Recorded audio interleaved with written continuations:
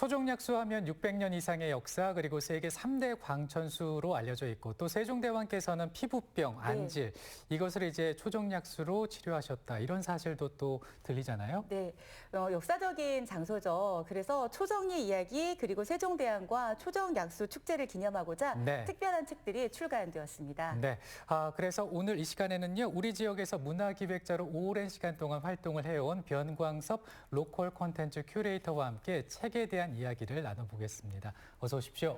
안녕하세요. 네. 그 오랜 세월이라고 말씀하셔갖고 몸둘 바를 모르겠는데요. 오랜 세월 그렇게 살진 않았고요. 어쨌든 제 나름대로 제 방식대로 지역 현장에서 지역과 함께 하고 있습니다. 그렇군요.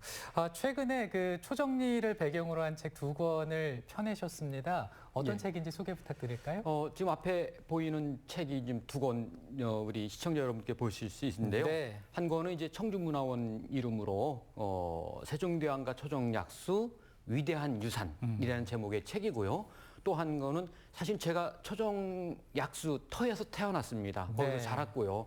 제 고향 이야기를 담은 아버지가 지은 집, 아들이 고쳐 쓰다 책의 정원 초정리에서 이 2권의 책을 최근에 펴냈고요. 오늘 소개하고 싶습니다. 보통은 책을 내고 싶지만 한 권 내는 것도 쉬운 게 아닌데 이렇게 2권을 또 내셨습니다. 우선 세종대왕과 초정약수 위대한 유산이라는 책부터 좀 만나보겠습니다. 어떻게 해서 펴내게 되셨는지 또 어떤 내용을 담고 있는지 말씀 좀 부탁드릴게요. 매년 우리 그 청주시에서 세종대왕과 초정약수 축제를 개최하지 않습니까? 청주문화원이 그걸 주관하고 있는데요. 의미 있는 스토리텔링이 되는 책을 좀 펴내고 싶다라는 이 청주문화원의 제의에 의해서 세종대왕이 1444년 봄, 가을 2차례에 걸쳐서 120여일간 머무르면서 이제 아픔을 치료하고 또 한글 창제 완성 등 다양한 정책을 펼쳤는데요. 그 이야기를 일부에서는 세종대왕 초정 행궁 이야기와 그림을, 2부에서는 초정약수를 다녀간 수많은 선비들, 학자들이 있거든요. 그들이 시를 쓴 그 시와 그림 이런 것들로 이렇게 소개를 하고 있습니다. 네, 그 세종대왕과 초정약수 위대한 유산이라는 책 가운데 일부 파트에 보면은 그 세종대왕의 어떤 그 비밀, 숨겨진 이야기가 담겨진 부분이 있더라고요. 몇 가지를 좀 소개를 해주신다면요. 그러니까 조사를 하면 할수록 찾으면 찾을수록 마치 그 보물 쏟아지듯이 막 나와요. 세종대왕과 초정약수 이야기가. 어쨌든 그 당시에는 초정이라고 부르지 않았고 초수. 라고 불렀는데요. 세종께서 초수로 이렇게 오간 이야기. 그리고 샘이 깊어 멀리 흐른다라는 테마로도 소개가 되어 있는데 멀리 흐를 뿐만 아니라 높이 치솟을 정도로 가스 때문에 그 용출하는 거죠. 그 이야기. 그다음에 누뚱이 영웅대군하고 같이 왔는데요. 누뚱이 영웅대군한테 한글을 가르칩니다. 그 이야기. 그다음에 초정에 옥이 발견돼 갖고 우리 영동에 박연 있지 않습니까? 박연을 불러갖고 우리의 악기 편경을 만들게 합니다. 또 노인들, 초정 주변 노인들한테 양노연이라는 노인 잔치를 베풀게 하고요. 또 가을에는 공법, 그러니까 조세법을 개정토록 하고 시범 도입을 한 곳이 바로 초정과 그 인근이거든요. 또 청주 향교의 유생들이 일종의 그 상소문을 올려요. 공부를 하고 싶은데 책이 없다고. 그래서 세종대왕께서 직접 8권의 책을 하사하고요. 행궁이 4년 후에 화염에 휩싸입니다. 그 이유를 들춰냈고 또 20년 후에는 세조가 다녀가요. 세조가 다녀가면서 있었던 이야기. 그리고 일제강점기 때는 일본인들이 초정약수를 약탈해 갑니다. 일본 군 부대에도 보내고 일본 천황한테도 보냅니다. 그 이야기들을 하나씩 소개하고 있습니다. 네, 정말 그 흥미로운 사실들이 많이 담겨 있겠다 이런 생각이 듭니다. 그리고 2부회를 보면 그 초정약수를 주제로 한 그 시인들의 글도 담겨 있는데 어떤 시인들의 어떤 작품인가요? 이제 세종대왕이 다녀갔을 때 같이 온 그 학자들, 특히 지편전 학자 박백년, 신숙주 이런 분들도 시를 남겼고요. 또 세종의 셋째 아들인 안평대군도 시를 남겼습니다. 일제강점기 때는요, 우리 지역의 독립운동가, 그다음에 그 동학, 의암 손병희 선생님도 시를 남기는데 약 30여 편의 시를 남겼는데요. 이 중에 박팽년 시 같은 경우는 잠깐 읽어드리면 성대의 도천 사랑하는 것을 누가 보았나 신령한 물줄기 흘러 은하수를 쏟아붓는 듯 성대한 은택 두루 펴서 사만의 백성들에게 이 샘물을 마시게 하라. 아주 의미 있는 시를 남겼습니다. 네. 네. 초정약수가 얼마나 위대한 물이고 그러니까요. 이 진짜 대단한 물이잖아요. 네. 그리고 책 말미에 예. 이 한글을 예찬한 세계 석학과 그들의 메시지를 실었다고 들었거든요. 예, 제가 자료 조사하니까는요, 세계적인 과학자, 인문학자, 또 언어학자들이 우리 한글을 예찬한 이 메시지가 되게 많이 있는데요. 그 영국의 역사학자 존 맥, 또 미국 작가 펄벅, 네. 펄벅 작가 같은 경우는 세종대왕은 한국의 레오나르도 다빈치다. 세상에서 가장 단순하면서도 가장 훌륭한 문자다라고 얘기했고요. 네. 영국의 언어학자 제프리 샘스는 한글은 인류가 만든 가장 위대한 지적 산물 가운데 하나다라고 얘기하고 이런 그 메시지 중심의 이야기도 담았습니다. 네, 정말 그 한글을 예찬한 30명의 그 메시지 참 감사하기도 하고 우리 한글의 위대함을 또 느끼게 되는데요. 그 세종대왕과 초정약수 위대한 유산이라는 책에는 뭐 초정약수에 대한 글도 있지만은 또 의미 있는 그림도 있습니다. 예, 그림은 제가 그린 게 아니고요. 아, 네. 어떤 분이 좀 그리신데? 그러는데 우리 지역에서 그 수묵화가 동양화로 활동하고 있는 강우생 선생님께서 단원마다 아주 좋은 먹창 가득한 그림을 넣어갖고 네. 글과 그림이 있는 책 청주문화원에 문의하시면 얼마든지 또 언제든지 한 권의 책을 얻을 수 있을 겁니다. 네, 이렇게 그 글과 그림을 함께 기획하신 배경에는 뭐가 있을까요? 책을 안 읽는 사회에 책 읽는 사회를 좀 만들고 싶었고요. 네. 그래서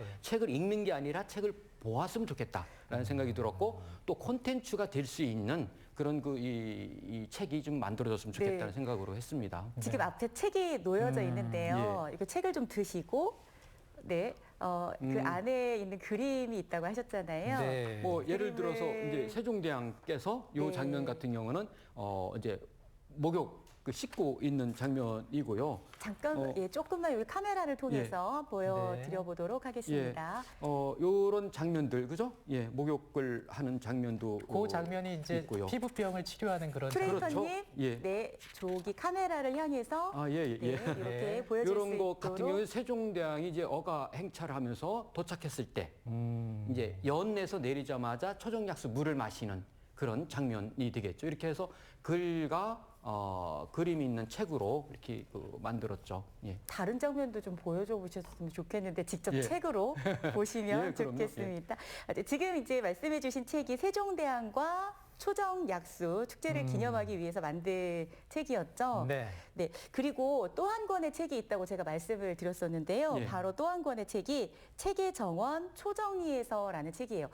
제가 알기로는 선생님 고향이 초정이라면서요. 예, 지금 초정 행궁이 있는 곳이죠. 네. 거기서 제가 태어나고 자랐는데요. 저희 집이 바로 거기랑 초정 약수터, 초정 행궁과 붙어 있습니다. 어렸을 때부터 옛날에 탕마당이라 그랬죠. 마당이 커갖고 탕마당이었는데 저희 집 마당이 탕마당이었습니다. 근데 50년도 더딘 아버지가 지은 집이 이제 최근 몇 년 동안 방치돼 있었는데요. 초정에 문화공간 하나쯤은 있어야 되지 않는가라는 저 개인적인 생각이 있어가지고 올 1년 내내 초정 시골 제 고향집을 리모델링을 하면서 그 이야기를 초정 이야기와 리모델링하는 가정의 이야기를 한 권의 책으로 이렇게 펴낸 겁니다. 네. 지금 초정을 가보시는 분들께서는 행궁이 아주 근사하고 멋지게 지어졌기 때문에 아름답다. 역시 세종께서 다녀가신 곳이야 라고 생각하시겠지만 수년 전만 하더라도 네. 사실 초정은 좀 방치돼 있었거든요. 예. 그러다 보니까 지금 말씀하신 것처럼 고향집도 상당히 방치되어 있었던 것 같은데요. 예. 이렇게 다시 리모델링하는 과정에서 어려움들도 많으셨을 것 같은데 어떠셨어요? 당연히 많았죠. 이게 사실 설계 도면대로 하는 거는 그 매뉴얼대로 하기 때문에 전혀 문제가 없는데요.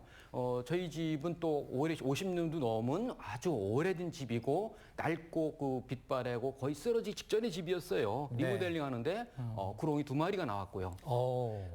리모델링 시작하면서 이틀에 한 번씩 비가 왔고요. 자재값은 천정부지로 뛰어오르고 이거 사실 난공불락 진퇴양난이었습니다만은 이 3개월 계약했던 거를 1년 가까이 하면서 그렇지만 전문가의 자문을 받고 그다음에 제가 문화공간을 만들겠다라는 어떤 그 소명의식도 갖고 있었거든요. 그래서 그거를 위기를 하나씩 극복하면서 이제 책을 또 책을 컨셉으로 하고 예술을 컨셉으로 한 거죠. 그리고 우리 집을 아버지의 상량문 옆에 제 상량문이 있습니다. 그런 그 옛날 석가래 그런 걸 다 보여주고 그 안에 문화와 예술이 있는 새로운 그 문화 재생 또는 어떤 그 이 마을 재생의 하나의 사례를 좀 보여주고 싶었고요. 그런 것들 때문에 하면서 제가 힘들지 않았고 네. 그 이야기들을 또 사진 찍고 또 스케치하고 글을 쓰고 이것들이 이제 한 권의 책으로 지금 여기 있는 책이죠. 하고 또 서울에서 아주 그 좋은 출판사에서 기꺼이 뜻을 함께하겠다면서 책을 펴내줬습니다. 네. 네. 그 문화공간으로 꾸며진 댁에 오셔서 처음 나름의 또 기념회 같은 걸 하셨다고 들었어요. 어떠셨어요, 반응이?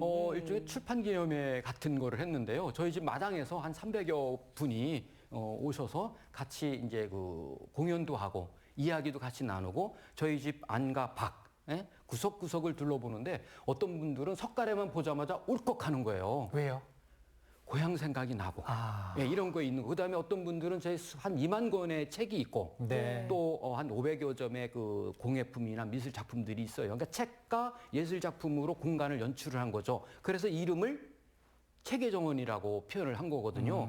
이 공간을 보면서 옛 풍경 속에 현대적 문화 예술을 즐길 수 있다는 그 느낌 때문에 많은 분들이 공감을 했고 이거를 혼자 개인집으로 쓰기엔 너무 아깝지 않느냐. 이건 당신의 사치가 아니냐. 이거 우리 모두의 공간으로 쓰면 좋겠다라는 아주 그 좋은 말씀도 많이 해주셨습니다. 네, 그 책의 정원 초정리에서라는 책이 이제 시민들의 반응이 아주 뜨겁다라는 얘기가 들립니다. 예. 그 이유 뭐라고 생각하세요? 일단은 사실 요즘 문화 재생이라는 그게 시대의 트렌드지 않습니까? 네. 그다음에 골목 재생이라는 것도 있는데 누구나 옛날 집을 리모델링해서 정말 나만의 공간을 꿈꾸는 그 사람들이 많이 있거든요. 네. 또 실제로 그렇게 하고 있는 사람도 있는데 그게 쉽지 않아요. 근데 저는 이제 실제로 그거를 실천을 했고 옛것 아버지는 우리 가족의 삶의 둥지를 지었지만 저는 그 아버지가 지은 집에 문화가 있는 공간을 다시 그 재생을 한 거거든요. 이것을 보면서 많은 사람들이 시대의 트렌드에 맞는 또 시대 정신을 담은 그런 공간을 잘 가꿨다고 공감을 하고 박수를 쳐줬고요. 또 아버지의 빛바랜 상량문 옆에 아들의 상량문이 2대의 상량문이 있는 거 아닙니까? 그리고 다양한 문화 콘텐츠, 다양한 스토리가 있으니까 여기서 풍경도 좋아요. 나쁘지 네. 않습니다. 그래서 저도 어쨌든 이 공간을 하면서 초정의 세종대왕 초정 행궁과 함께 저희 집도 새로운 어떤 초정의 로컬 콘텐츠로서 중요한 역할을 했으면 좋겠다는 생각을 갖게 됐죠. 네. 네. 초정에 가면 행궁도 있고 고향집도 네. 있는데요. 이제 초정 행궁과 관련, 초정 약수와 관련이 작사도 했고요. 네. 노래도 있습니다. 그러면 이 문화공간은 예. 앞으로 어떻게 갖고 나가실 계획이세요? 일단 세종대왕 초정 행궁도 있고 그 옆에는 또 치유센터, 치유마을이 들어서요. 초정이 네. 이제 문화관광 콘텐츠로 발전할 텐데요. 저는 저희 집은 저희 개인의 집이 아니라 우리 모두의 집으로 만들겠다라고 제가 이제 그 북콘서트 할 때 네. 저희 집 마당에서 많은 분들한테 이렇게 선언을 했습니다.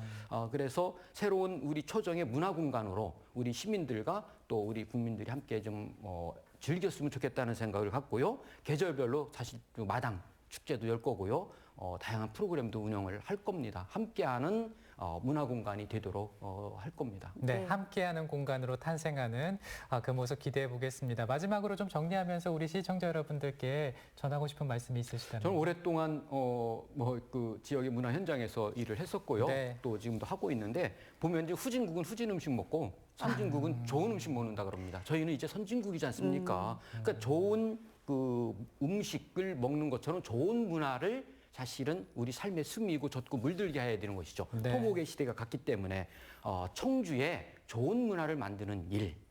이거는 저 개인의 문제 또는 청주시나 특정인들의 문제가 아니라 우리 그 청주 시민 모두가 함께 그거에 대한 어떤 사명감을 갖고 같이 참여하고 개발하고 즐길 수 있는 그런 환경을 만드는 게 중요할 것 같습니다. 네. 네. 이렇게 책이 발간되었는데요. 앞으로 이 책이 세종대왕과 또 초정과 관련해서 스토리텔링이 아주 훌륭한 콘텐츠로 많이 활용되기를 기대하겠습니다. 네, 오늘 세종대왕과 초정약수 위대한 유산 그리고 책의 정원 초정리해설을 쓴 변광섭 큐레이터와 함께 얘기를 나눠봤습니다. 오늘 이른 아침에 고맙습니다. 예, 감사합니다. 고맙습니다. 청주의 대표적인 음식. 삼겹살? 맞아요. 네네. 그리고 이 삼겹살을 드실 수 있도록 조성된 거리가 있습니다. 네. 서문시장의 삼겹살 거리인데요. 바로 내일부터 5일까지 주말엔 뭐하니 1253 삼겹살 데이 문화 행사가 열린다고 합니다. 네, 코로나19로 연기됐던 삼겹살 축제를 대신해서 다양한 문화 체험과 이벤트를 준비하고 있다고 하는데요. 뭐 샌드 체험, 그다음에 마술쇼, 작은 콘서트 등이 열리게 되는데 사전 예약제가 필수라고 하네요. 그리고요. 삼겹살을 1인분에 10,000원에 판매하는 네. 할인 파격 행사도 열린다고 하니까 참고해 보셔도 좋겠습니다. 네, 든든하게 드실 수가 있겠습니다. 저희가 준비한 소식은 여기까지입니다. 시청해 주신 여러분 고맙습니다.